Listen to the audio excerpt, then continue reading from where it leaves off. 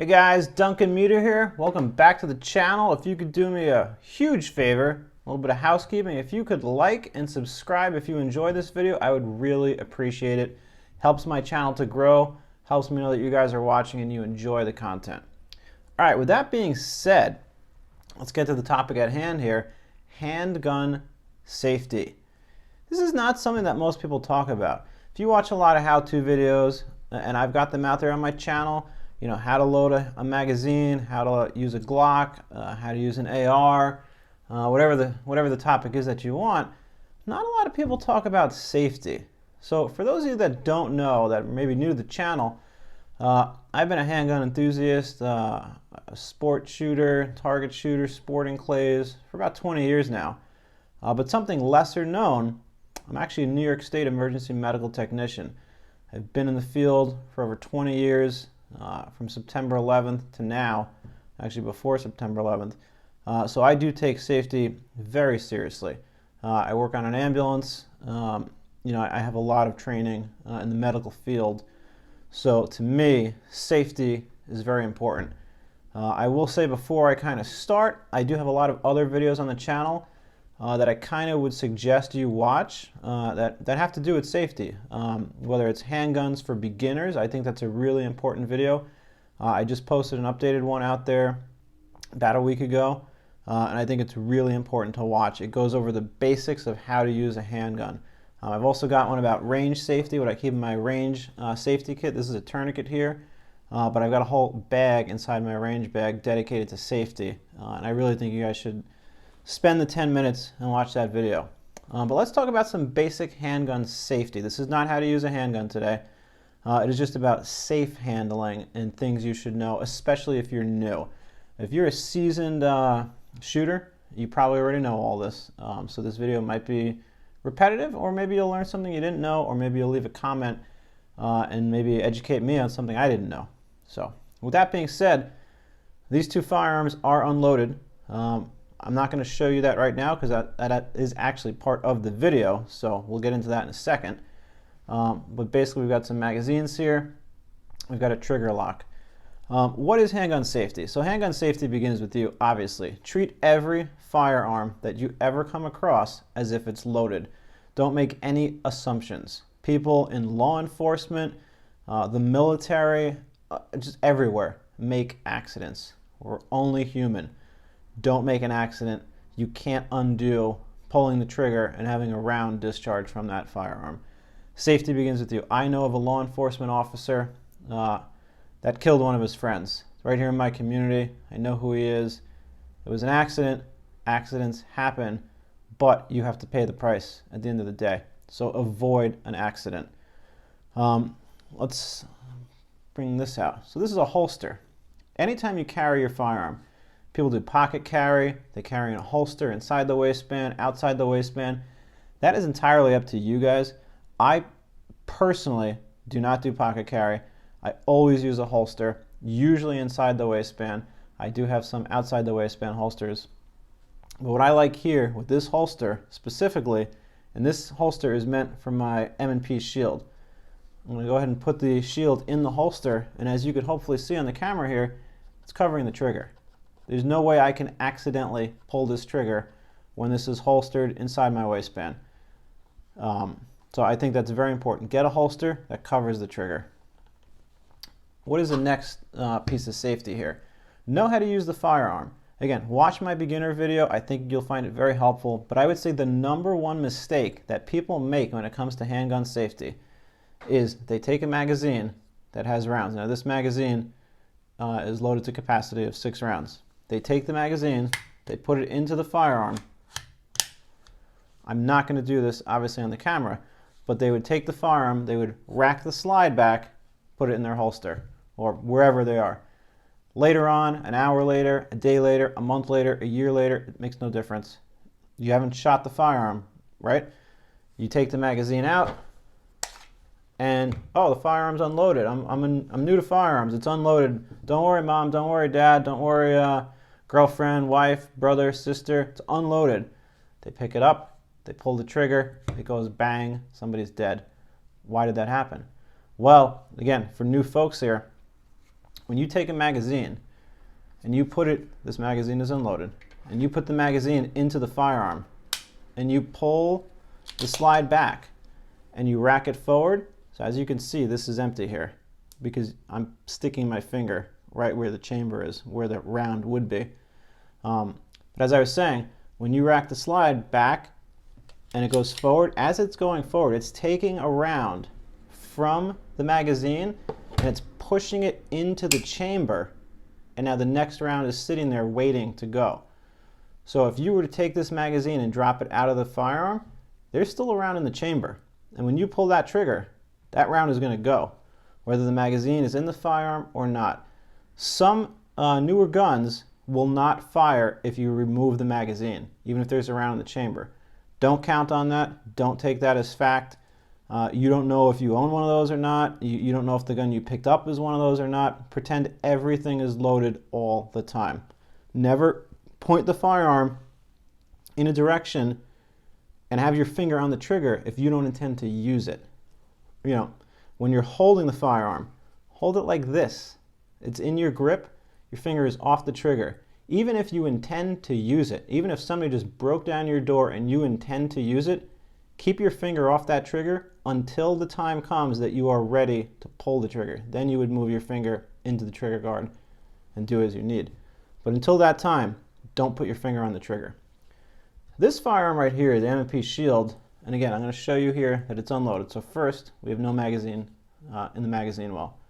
Second, I'm going to rack the slide back and lock it up, or lock it open, and you can see, hopefully here on the camera, that there is no round in the chamber. Again, I am pointing this away from me. I know it's unloaded, but still it's good practice to always point it away from you.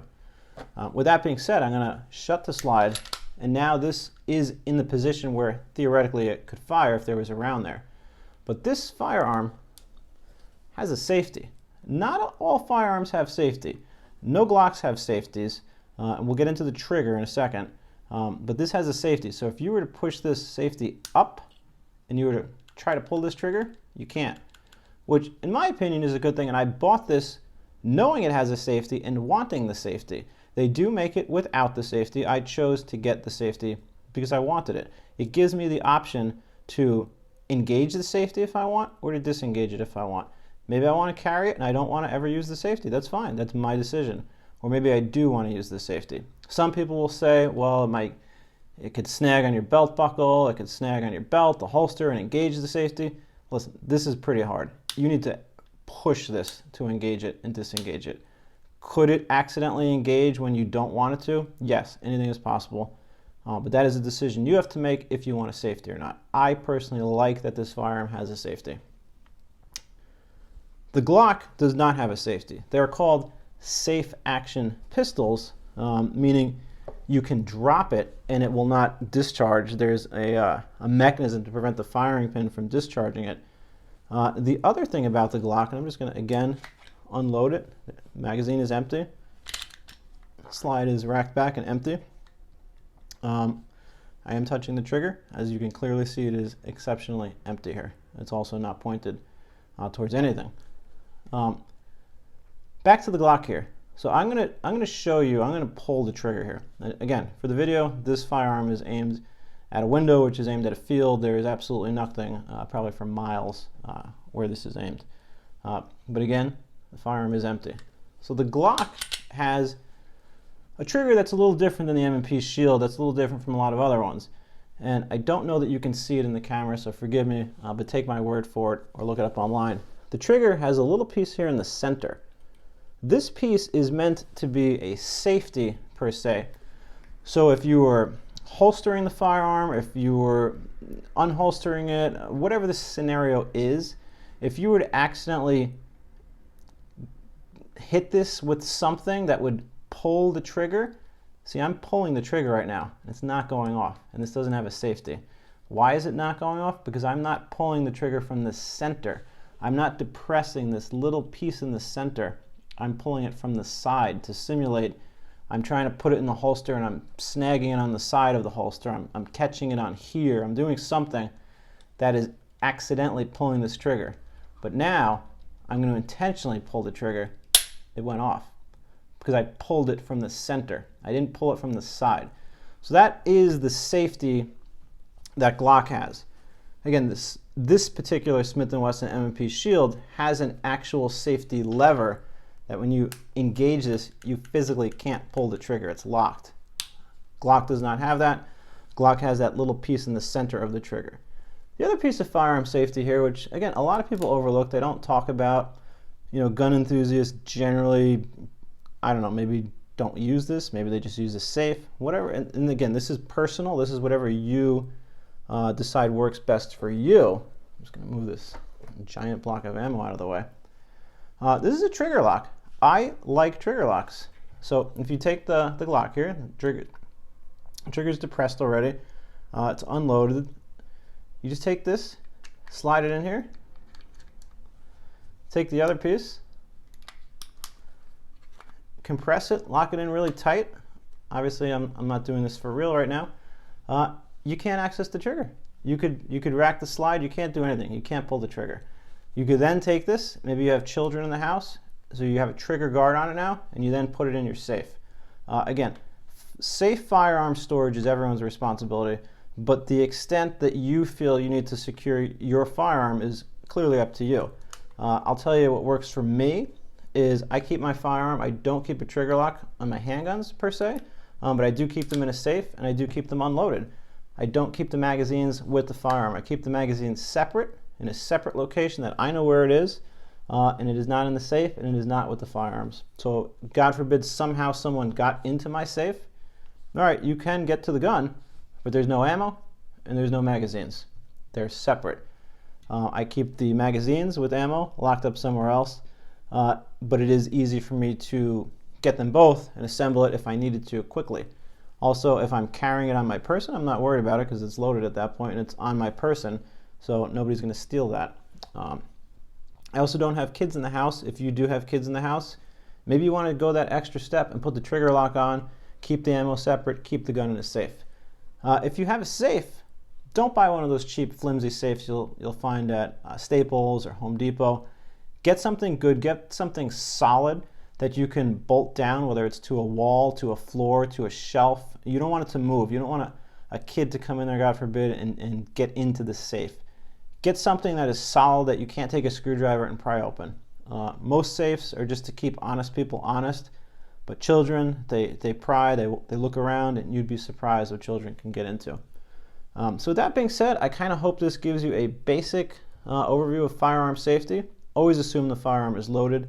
Never point it anywhere that you don't want to basically fire the handgun, right? If you're pointing it at something, that has to be assumed that it could discharge. So don't point it at a person unless it's a life or death situation and you don't have any other options. When you remove the magazine, always assume there's a round in the chamber. Some firearms have an indicator. So this M&P Shield right here has a little hole that would show you if there was a round in the chamber. So even when you remove the magazine, you can look and see, oh, there's a round in the chamber. Not all firearms have that. The Glock does not have that. So again, remove the magazine, always rack the slide back. Do this a few times, make sure there's no rounds in it. Also look, you could feel, make sure it's totally empty. If your firearm has a safety, that's up to you whether or not you want to use it or buy one with the safety. If you have a Glock, your trigger is quote unquote the safety, get a solid holster that protects the trigger guard. Never keep your finger on the trigger, keep it outside of the trigger guard until you're ready to fire. And educate yourself, read the manual. All these firearms come with the manual.